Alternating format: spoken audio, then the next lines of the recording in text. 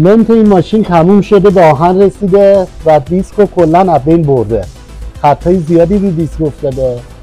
اینم از لنت ما که به آهن رسیده و دیسک رو خورده. اگه همچین مشکلی برای ماشین شما پیش اومد، احتیاجی نیست برید دیسک بخرید. من یه روش به شما میگم که با این کار دیسپلی چرختون رو به حالت اولش برگردید.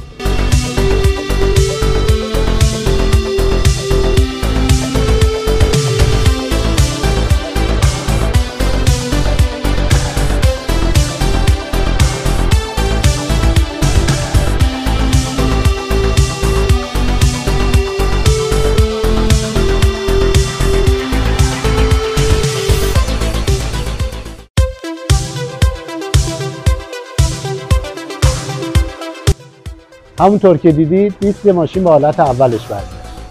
با این کار مطمئن باشید دیسک ماشینتون لاغر نمیشه و تاپ نمیفته روش و مثل اول براتون کار